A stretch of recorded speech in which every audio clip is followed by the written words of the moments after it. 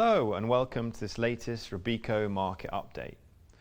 After a strong whole of market rally in the last part of 2023, it was a much more mixed bag for different asset classes in the first part of this year.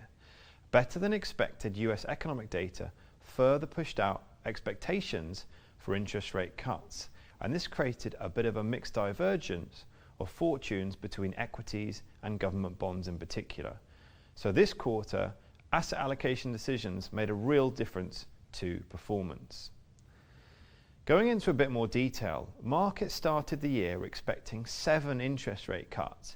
By the end of March, that had dropped quite dramatically to only 3 cuts.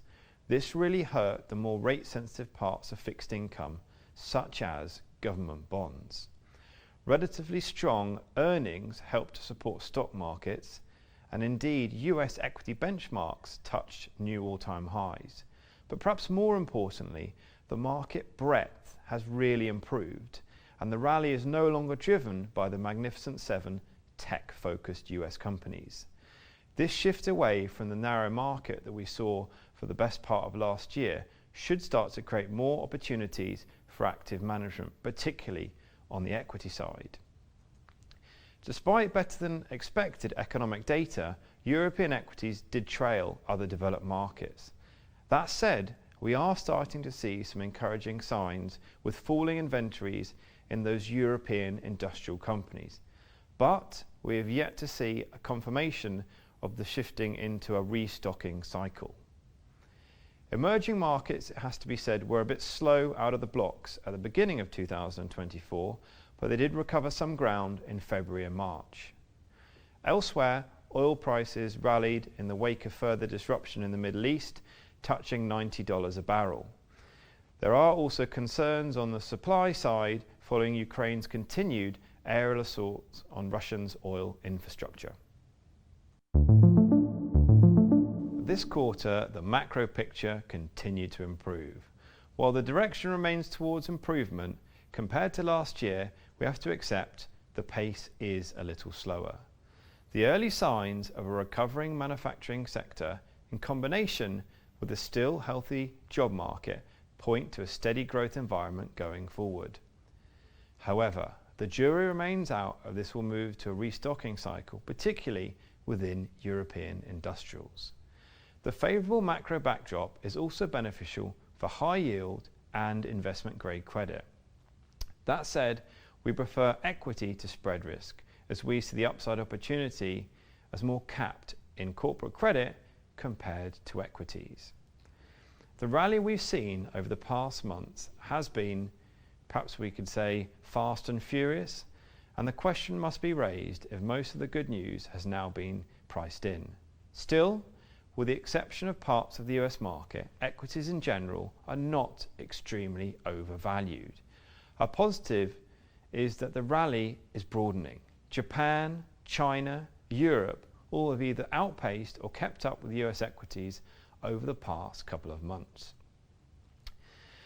We still think there is some room for equities to strengthen, and we do prefer to take our risk within equities in Japan. And that's because Japan has the highest earnings revisions and there is a corporate structuring story at play. We also remain overweight in emerging markets as we feel there is more value to be unlocked.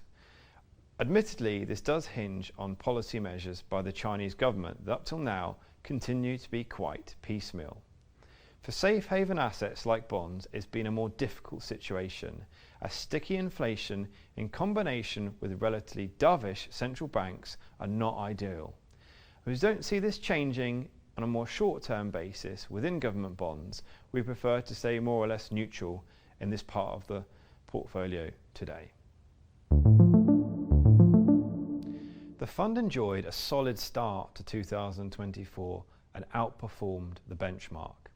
This follows on from a good end of last year where the fund was in line with the benchmark for the final 3 months. If we look at it from a bit further back, the track record since inception now looks even more positive, particularly on a risk-adjusted basis. At a headline level, the fund benefited from an overweight in equity and a corresponding underweight in credit. We do think there is potentially more upside in equities given the strong earnings and economic data we have recently seen. Strong selection within equities was also a positive support for performance. One of the key pillars of multi-asset investing is diversification. So the recent increase in market breadth has encouragingly started to create more opportunities for active management, particularly within equity selection and equity stock picking. If we delve a bit deeper within equities, the Global Enhanced Equity Index and the Robeco Sustainable Global Stars funds were the top performers in terms of contribution. Within the Enhanced Index Fund, an overweight in the best performing sectors really played out quite well over the first 3 months of 2024. This performance is also quite pleasing in the context of the low tracking error that the strategy has. If we move on to Sustainable Global Stars, the performance here was driven more by security selection. For instance, Meta Platforms performed very well in terms of the share price after some very strong results. It was also another good quarter in the healthcare space for Eli Lilly on rising optimism around its GLP-1 products that target obese patients. The continued strong performance of the Sustainable Global Stars segment highlights the investment team's ability to outperform in a wide variety of market environments, and that's why we really like holding it within this particular portfolio.